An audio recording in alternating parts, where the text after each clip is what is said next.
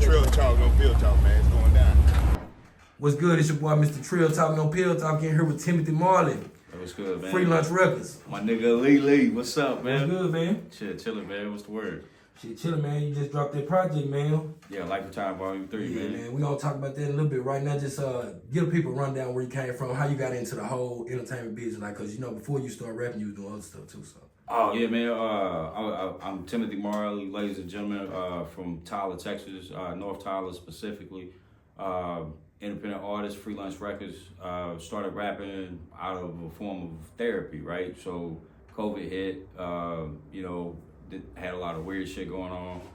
Didn't have an outlet, so I chose rap, and I let some of my homies hear it, and they was like, "Man, what the fuck, man? You bullshit." And then so started, at the crib, just recording on like YouTube beats and shit, and just putting it out, and letting other people hear it.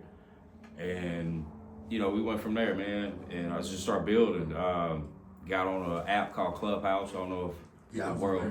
Yeah, man, that's a hard app right there. But I met a lot of people through that app, a lot of legit people, and found my sound, through building relationships with producers on the app. And we built the Timothy Marley sound, or the Free Lunch sound rather, and put it together, man. And it's just a form of therapy, yo.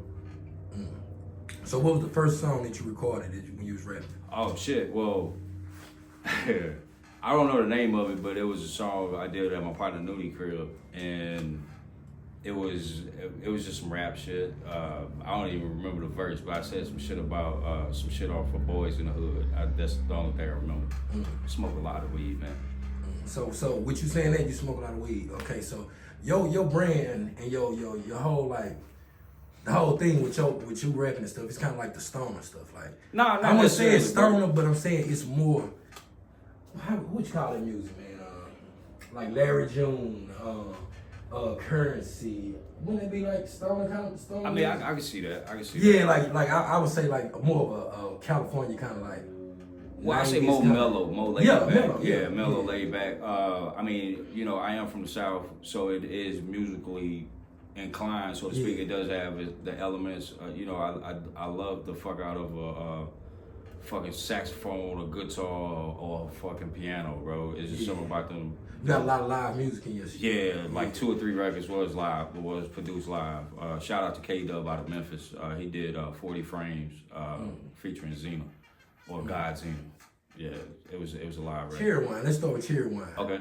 Like, who made that beat, and what was where'd the concept come from? On a Bonnie and Clyde, sipping cherry wine. All of our thoughts and dreams under blueberry skies.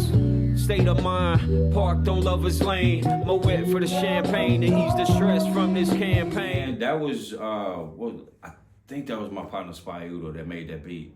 He sent it to me.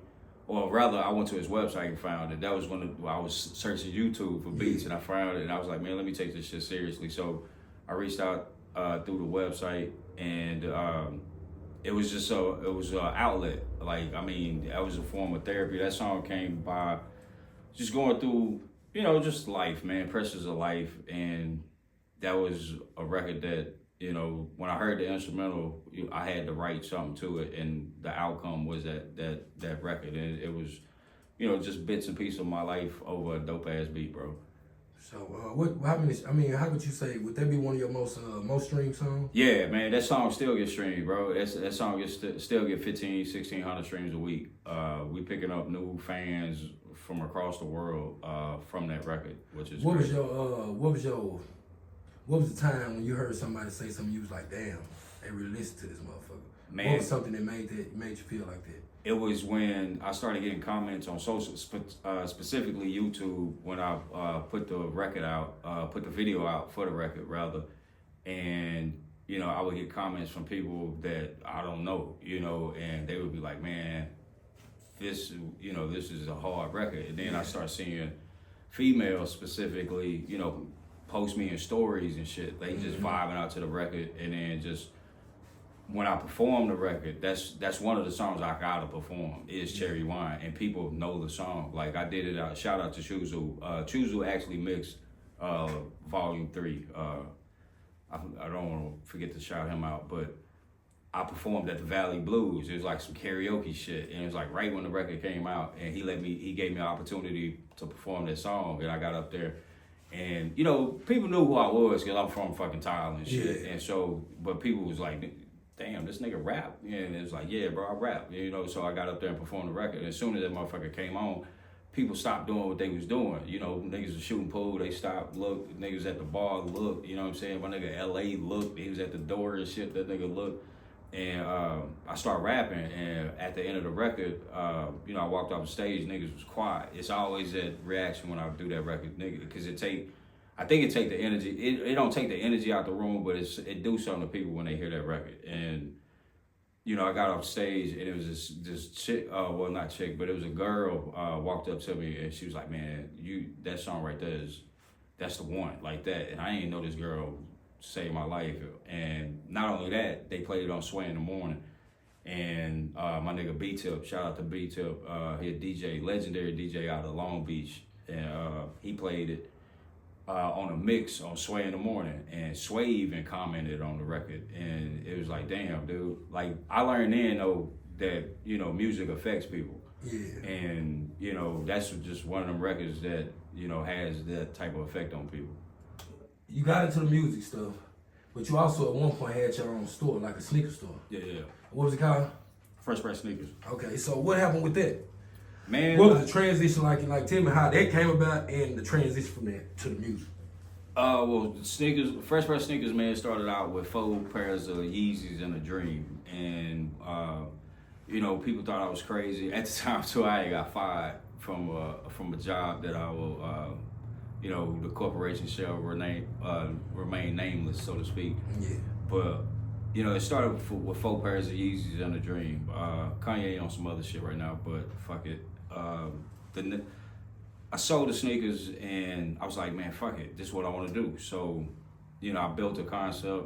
It took me probably about 3 or 4 months to develop a business plan and come up with the concept of Fresh Pair of Sneakers. And at the same time, I was building connections, selling sneakers, and just, you know, promoting, learning the game, and started doing that, and then did that for about 3 years, and then COVID hit, and the shit hit the fan, so to speak, and a lot of stuff got weird, and I didn't have an outlet, so I've always been, you know, a creative person, and, you know, I'm a hip hop baby, man. I was born in the 80s and shit, and so I've been raised around it, and I've been writing rap since 9. My mom said she found notebooks and shit from, you know, just my collection of thoughts at 9, man, which was crazy. I need to get them books from them.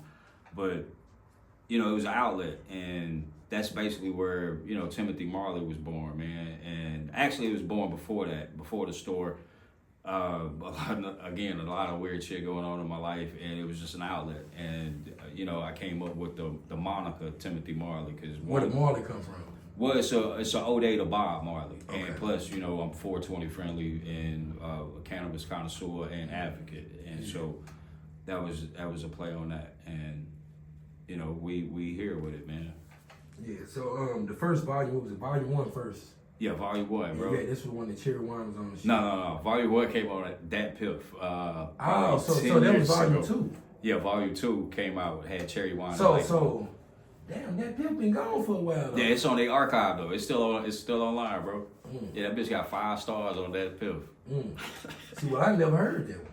Man, a lot of people, I don't know. It's art, man. It's art. If you can find it, man, it's out there. It's out there. So, it was Volume 2. Yeah, Volume 2 had cherry wine and life on it. Yeah. So what made you go this route, like with the Apple Music? Was just because everybody else was going Apple Music and stuff? What made you switch from the Dat Piff? Well, one, I thought I could reinvent the wheel. I thought I could, you know, basically digitally pop Trump. You know, do direct to consumer, which I was kind of successful with it. We released Volume 2 on my website.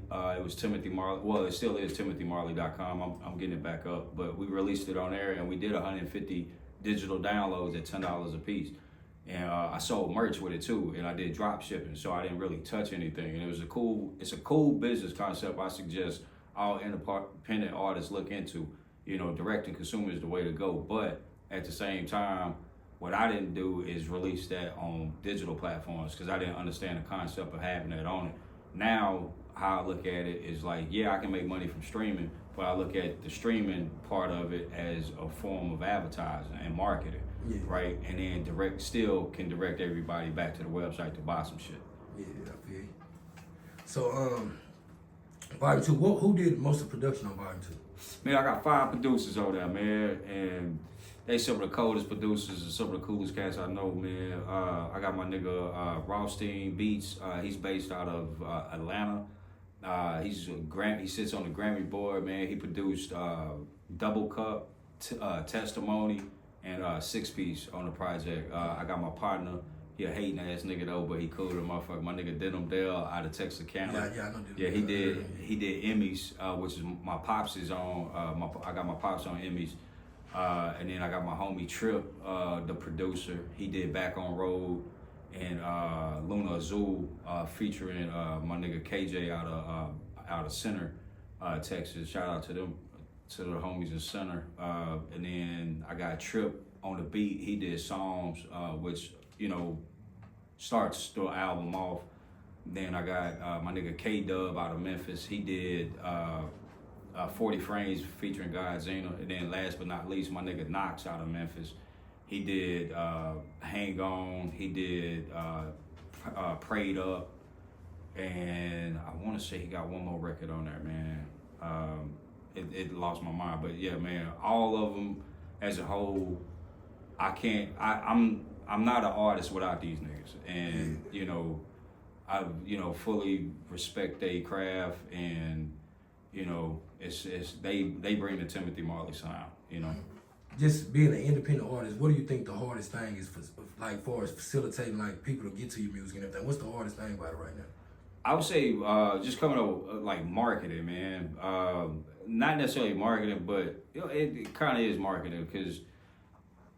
Ain't nothing really hard about it. It's just being consistent. That's the main thing. And a lot of people aren't as consistent as others, And I pride myself on try to at least stay consistent because at the end of the day we only human, So I do be bullshitting, but I still try to stay consistent, stay with content. Stay promoting, because at the end of the day, it's your art, and that separate who really want to do it and who don't. I get online daily, and I can tell who working and who ain't. And it's not hard to see, but I can't worry about that. I just got to do what I'm doing, and just build from there. It's a slow fucking grind, bro. Shit don't happen overnight, and think that discourages a lot of people. Yeah, it do, bro. They want that instant success. It does. And it don't happen overnight. You got some case studies out there that it may have, happen like that, a viral moment or whatnot. But it's like, okay, yeah, you had the viral moment, but what you gonna do after that? Yeah. What you got coming after that? And it took me 18 months to get to this point, man. I recorded over 60 songs, 60 records for this project, and so. I took time with it, man, and hopefully, the people love it, and hopefully it's a record, a collection of records that people can listen to, and get something from it. How long you planning on pushing this until you get ready to do something else? Man, we're gonna release something else, probably late second quarter, July, somewhere around there. Yeah, summertime, man. I wish I released vibe, or you gonna have some? Well, all my shit, got a different vibe on it. It depends, man. It's gonna be some music on that, man. And you got all these people getting these RICO charges and shit, and it's like they're like snitching is like the cool thing to do. I know you ain't a street rapper like that or nothing like that. But like, how do you feel about the snitching thing? Do you think it's like over push to the public? And it ain't that big of a deal, or you think it's a big deal and it needs to be brought to the light like that? I blame the internet, bro. The internet got a lot of niggas fucked up, and it's the clout chasing. Just to be totally frank, there's such thing as statute of limitations, but man, you're a criminal. Criminals, though, you know, especially successful criminals, man, they don't advertise what they did. They don't niggas know what they did. You know, the people who need to know type shit. And the object is not to get caught, you know, and you know, niggas forgot about La Costa Nostra, you know, this thing of ours, you know, that type of shit. And, you know, we don't talk about family business, you know. That's what niggas forgot the rules. But do you blame the interviewers? Like, you know, they say I blame them niggas. You blame the niggas. I blame the niggas, man, because at the end of the day they want the attention. Because I mean, you know, the way our environment is built now, niggas is making $1 million off of attention. You know, so they want to get to the bag. You know, and it's a, you know, you can't knock the hustle at the end of the day. You know, nigga gonna do what he want to do, regardless. But man, it's fucked up. You think it's Do you think it's a good thing? Like, do you think the internet is a good thing or a bad thing as far as the attention shit go? I would say it's a good thing where you have an outlet to convey information. I say it's a bad thing when you have an outlet to convey information. Cause like, you know, I get on the internet. Yeah, I get on there to be entertained and shit like that. But, you know, some people be posting like too much personal shit or, you know, they use it as a journal, and yeah, I get it, but it's like, man, dude, you know, now I used to let it affect me, but now, man, if I see some shit on my timeline, I just, you know, hit the the hide shit. So, you know, but it's the internet, bro. You know, it's a blessing and a curse. With the people in East Texas, man, you see how they always be talking about like they be like pick me girls sometimes, you know, like pick me, you know, shit like that all the time. What you think the problem is with East Texas? Like, why ain't nobody just got to run? Even though we got a platinum artist, why you feel like ain't nobody else took this step like? Man, at the end of the day, man, I can't really worry about what other people are doing. I'm in the game, you know, super late, so I don't have time to think about things like that. You know, I got to do what I need to do. I'm playing catch up at this point, you know, and you know, that would take away from what I'm doing if I, you know, drove energy to that. Okay, well, you drove energy to my post today. I made a post on Facebook. I was talking about LeBron James. Told him he out his goddamn mind. He got her think he can go punk a reporter to not talking about his son. And y'all disagree. Y'all say LeBron did the right thing. I mean, at the end of the day, that's his kid, bro. And Stephen A. he a habitual line stuffer, bro. But that's his job to do that though. Like, yeah, but he doing this shit for clicks, man. Like, you know, he on his Skip Bayless shit at this point. So you think Stephen A. need to do something for clicks? I mean, yeah, the nigga trying to run for president. You think that? Low key. I think if Stephen A. posts something, if he say something, motherfuckers gonna say something regardless if it's Stephen A. I feel like LeBron, your son, LeBron, I think that's the problem with the world right now. See, Stephen A. be agitating the shit. This nigga come on, yeah, like, okay, it could have been a fucking mishap or whatever, but you still poking a bear, my nigga. You get on fucking TV and talk about, yeah, I would have hit that nigga. He supposed to though. He a man. Bro, you ain't supposed to say this shit on camera, bro. LeBron James walk by you right now. Dude, you know how big the audience this nigga got? That's some troll shit, my nigga. But the thing is though, LeBron should, if he would have never said nothing, it should have just been squashed right there, bro. He shouldn't have even said nothing to him. You defend your son, bro. That's your kid. Look, you can't. I'm gonna tell you. That's the problem. That's where the problem is. It's a thing, but it's a thin line between criticism and like low key fucking like. I'm a LeBron fan. Like, look, I'm a LeBron fan, but I feel like that was the weakest shit LeBron ever did. I'm gonna tell you why. Because that's the problem in the world right now. You got so many motherfuckers don't want nobody to tell them when they fucking up. And like, truth be told, Bronny ain't balling out really right now. But dude, what? That's the thing with Bronny, bro. Like, people put the highest expectations on this kid because it's LeBron's son. But he should have knew that was coming. Bro, he was the 50. You think Jordan's son don't get criticism right now? He just got caught with cocaine in the ride, stuck on the train track sideways. My nigga, if I was Michael Jordan's son, I'd probably be doing the same thing too. I ain't gonna front. But I'm saying though, but I would have got caught though, because I think like a criminal and shit. You know what I'm saying? But at the end of the day, man, this nigga was a 55th pick, bro. Like, what expectations do you have of a 55th pick? But was it his fault? Look at all the shit. He might have been. He probably the most talked about 55th pick in the draft. It's LeBron kid, and he know what come with. But check this out though. He know what come with it though, and he's living up. He's finally learning. I think LeBron doing the right thing. His son doing the right thing. I think LeBron got in his feelings. That's what I feel. I feel like he just got in his feelings. Like he got caught at the father moment right there. Yeah. When he really should have just not even said it, because it kind of made his son look like, damn, man, you know what I'm saying? I feel you on that. That makes sense. But I mean, at the end of the day, man, that's his kid, man. But Stephen A. poking the bear, bro. See, that's just like if I was coaching Little League and a little boy over here, he ain't doing shit in the game. He ain't really playing them, but he getting a couple plays come out right now. Then the mom be over there, let my baby play, let my baby play. Then I put a son in there running back. I'm on my son running ball, he get the ball and he get his neck broke. Now I'm gonna be like, that's why he. Nah, but this should be that's the same thing. This should be the equivalent of like, okay, yeah, you got your like Jay-Z is the greatest rapper of all time, and his kid decided to get in rap. Yeah. And you've been a big critic of Jay. Now his kid in rap, you start critiquing him, but you start getting personal with the critique. You see what I'm saying? Like we know the shit that come with it. But when you start talking about, man, he should never be in the league or nothing, shit like that, just going extreme with your. But that's his opinion though. Yeah, but you ain't gotta go. He going extreme for entertainment, bro. At the end of the day. What does Stephen A. do? Is he in the entertainment? He's in the entertainment business. Is it all about clicks at this point? So yeah. Has it created that? It did. Well, he did a He did his job. Yeah, he did his job. That's what I'm saying. Yeah, like. But you can't get mad at LeBron for doing what he did. I feel like LeBron got caught in a trick bag. He did. He should have just left that shit alone. And now he said, I would have said that they been waiting on LeBron to do that shit. But LeBron been on his media shit. Look, and and you see what we've been doing? We got our ass kicked.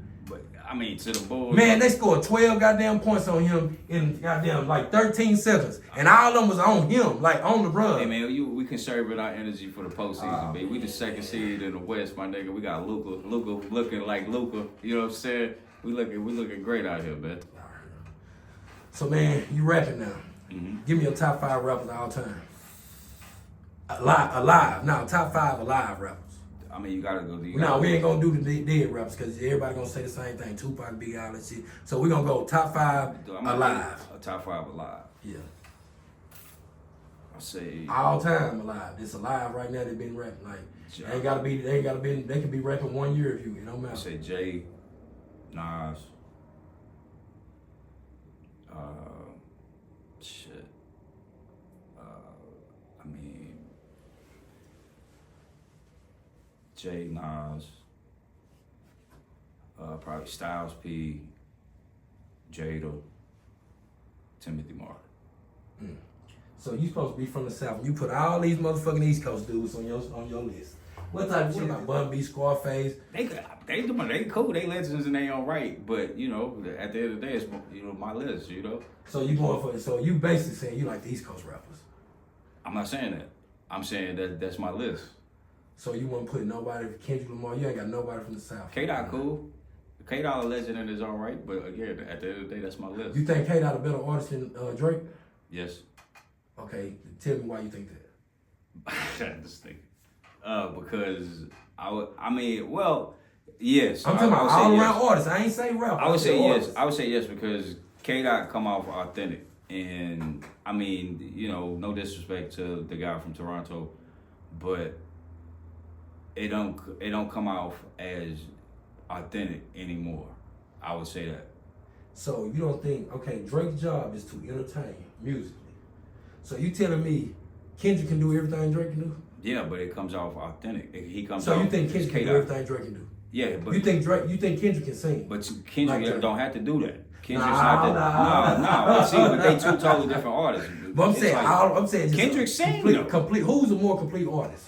K-Dot. You would say K-Dot. I would say K-Dot because 1, he writes his own records. 2, he actually has a message in the records. 3, I mean, from the choreography, from his videos, it portrays what he's saying in the records. 4, I mean, his fucking history speaks for itself. This nigga has won multiple Grammys. This nigga got a Pulitzer Prize, my nigga. Is Grammys really that important? I mean, if you a music artist, that's a Lombardi trophy. Man, I was an artist. I didn't give a damn. That's the Larry O'Brien, my nigga. I don't want shit. I don't want no Grammy. You a basketball fan, my nigga. That's the Larry O'Brien, my nigga. You know what I'm saying? So you think the Grammys mean something in black culture? Yeah, dude. I want to win a Grammy, bro. You want to win a Grammy? I want to win a Grammy, bro.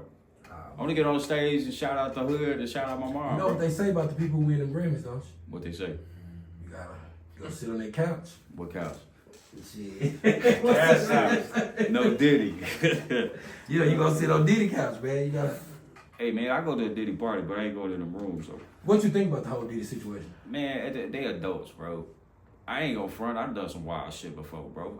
Something like what they did, but okay. So what's the wildest shit you ever did? We on camera right now. What's the wildest shit you did? You gotta bleep. You gotta bleep all this shit out, son. I tell you on camera. Oh man, see, you don't want to get to me on camera, man. So, Listen to the music. Oh, so it's in the music, basically. Bits and pieces. Okay. So you said you into the weed real tough. You a sativa man or indica man? I'm a sativa man. Sativa. Yeah, sativa. Why you prefer sativa?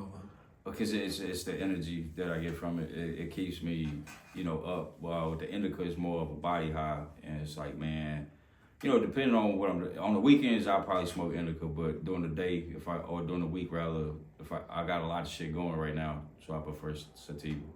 All right. So man, give me 3 reasons why you think weed should be legal. Medication, creativity, and the fucking sales tax, the revenue.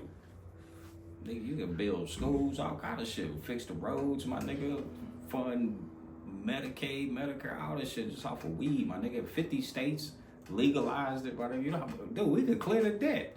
These niggas talking about dropping the Department of Education to clear the debt, my nigga, and all this other dumb shit. Well, they could just legalize weed, my nigga. Everybody around this bitch high anyway.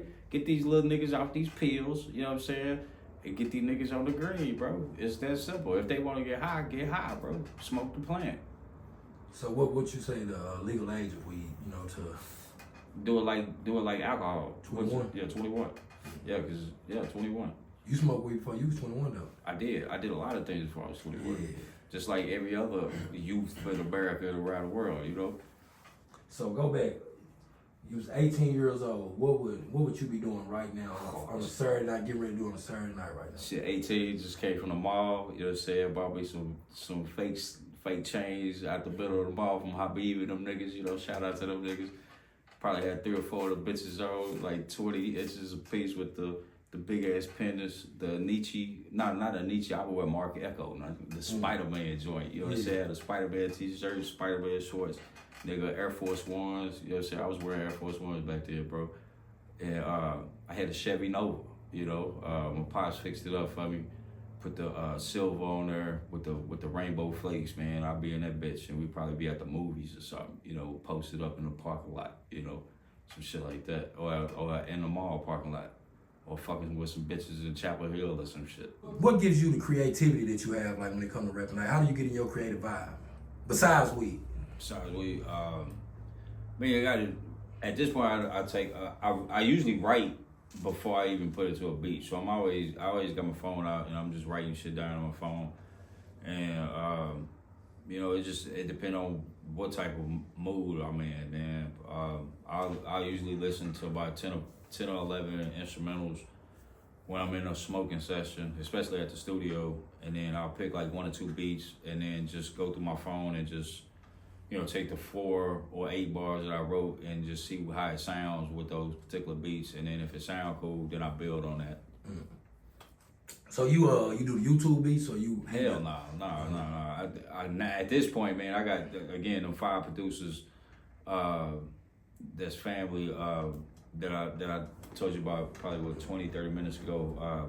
They send me beat packs all the time now. So I'm sitting on a lot of beats, no Diddy. Mm-hmm. So,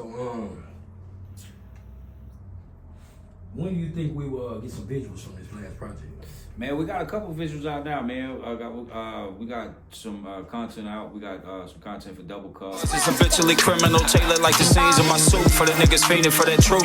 Main reason why my pen make it do what it do. I'm in the wind like heights reflecting hues. Content for Hang On. Plus I need that. The hate keep me going as well as the love. It's like the feeling I get when she called me the plug. Yeah. We got some content for 6 Piece. I've been pushing by my 6-piece lemon pepper. I'm super cool in my Coogee sweater. Don't make the rules, just play the game better. Varsity letters on the record reflect my... I'm you know, talking to a couple of videographers now. We're gonna look to shoot a few more pieces with the next few weeks. You know, and it's just the life of the project, man. You know, hopefully we can come up with some cool concepts and just put them out throughout the year, man, and just build on the art. So, man, right now, if you was talking to the kids, all the children in the world right now, what would you tell them right now? If you could tell them something, one thing right now that'll stick in their head forever, what would you tell them right now? I say, man, dream big. Don't be scared to fail. One thing. Oh, just dream. In the head. One thing, man. Dream big, man. Dream big. You know. Dream big. Yeah. Why would you say dream big? Because, you know, once you dream big, you know, sky ain't even the limit no more. You know, it's the fucking universe. You know what I'm saying? And you know, you go as far as your mind would take you. You know, and don't let people discourage you. Don't let life experiences discourage you. Just stay on the path, yo. You know, just walk that motherfucker and do what you need to do to catch up to the thought that you put out into the universe. Okay, so has it ever been a time where you didn't think big at one time? No, I've always thought big, bro. I'm just now catching up to them thoughts. All right, man. Well, anything else before we get out of here, man? Man, that's it, man. You know, shout out to the family. Shout out to the Free Lunch family. Shout out to the fans. You know, shout out to the haters. Because without you guys, we wouldn't be where we at. Shout out to the North, man. Timothy Marley, Free Lunch Records, Life and Times Volume 3 out now on all platforms. Shout out to my nigga Lee, yo. You know what I'm saying? Straight up, man. It's Trill Talk, no pill talking. We out. Yeah. Hey, any nigga getting money, I encourage it. If I ain't feeling your shit, I ain't sharing it. If you feel the shoe fit, nigga, wear it. And you boys been hanging, but I ain't worried. Bring straight to you like DoorDash. And I'm still in the hood like a doorman. They say it's gonna drip, check your forecast. I been hot, I late with a torch.